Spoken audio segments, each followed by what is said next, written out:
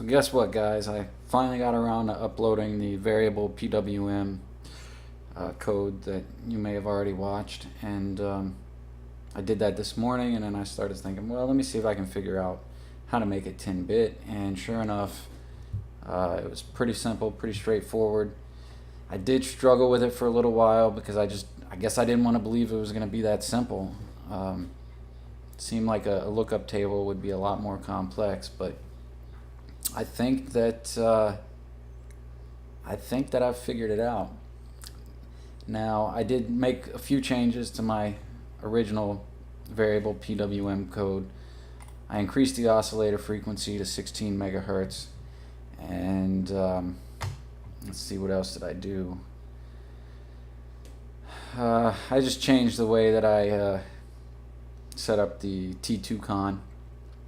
We're still all the settings are still the same. I'm still using a 1-of-1 prescaler, and I did change the A to D con 2 a little bit. I'm still using a 12 times acquisition time. I think I tried to use a slower one, and 8 times, and it was it didn't behave the way I wanted it to, so I kept that. But I did set the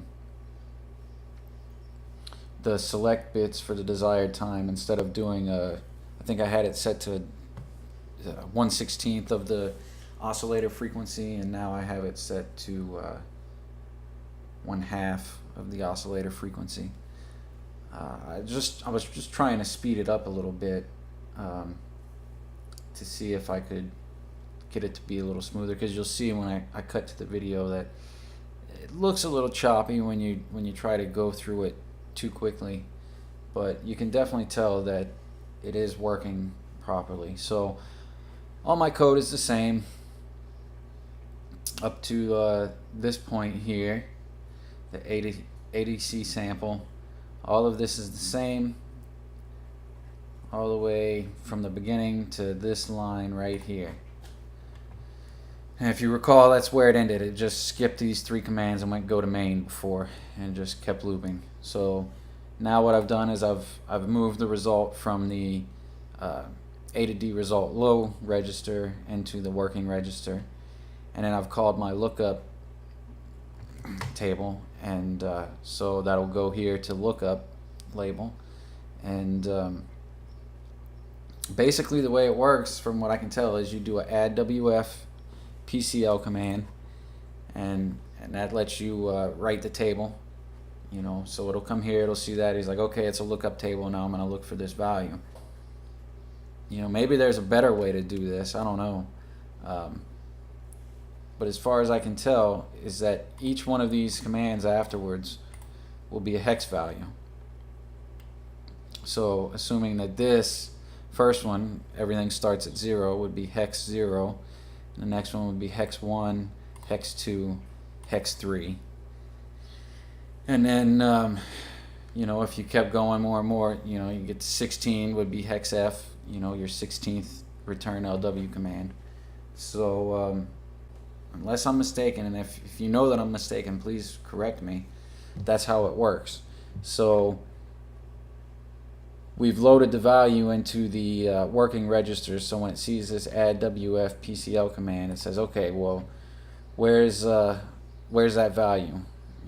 So if it's a 3, it's gonna go down until it gets to the 3rd line here, and when it gets there, it'll say, okay, I'm gonna return from the instruction, and I'm gonna put this value into the working register.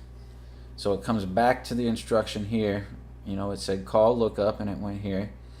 It loaded this value into the working register, and then as soon as it got back, it moved the working register into the CCP2 con register.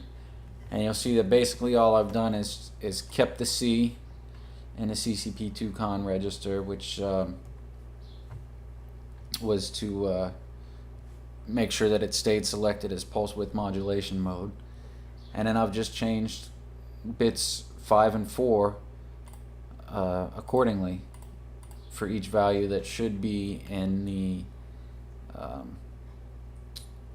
A to D result low register. So that's it, and it works. So I'll cut to the video and show you how it looks. I can definitely tell I have a smaller resolution, well, a better resolution, but I have some, you know, my smallest value I can get 628.8 millipercent duty cycle, and my highest value is a little higher as well, you know, but think before I was getting to 99.22%, and now I'm getting to 99.61%. So here's the video. Rate, comment, subscribe, like it, hate it, whatever, and thanks for watching. Alright guys, so here we go, you know, same setup.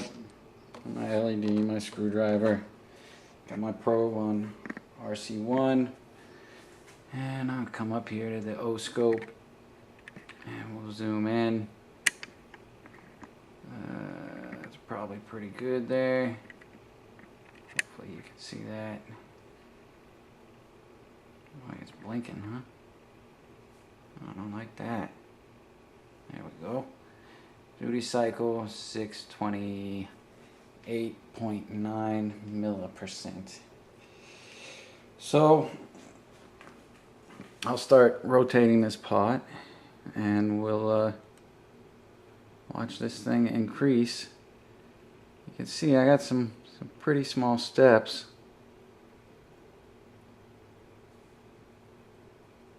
So the resolution is definitely better.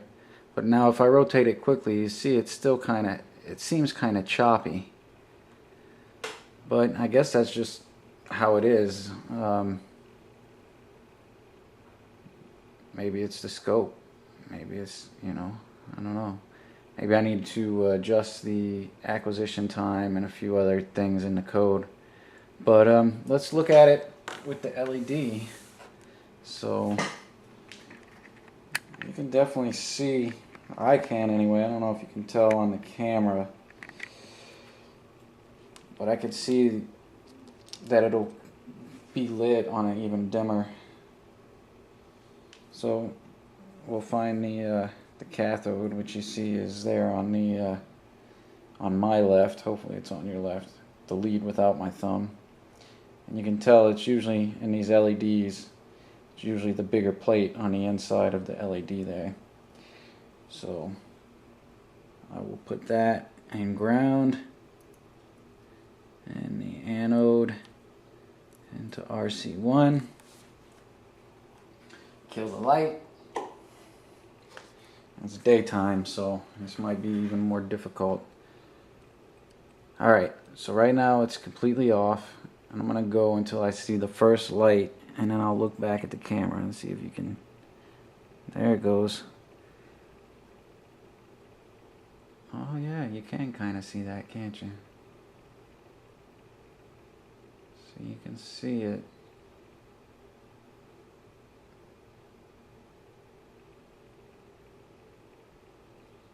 Definitely has a better resolution. Now watch when I see how it kind of seems choppy. I don't know what the deal is. So if you got any ideas about that, you know, hit me up, let me know. But you know, I'm happy with it working the way that it works for now. Eventually what I'll do is I'll set this up to I'll hook it up to some transistors and some driver and drive a little DC motor with it and see how well it controls it.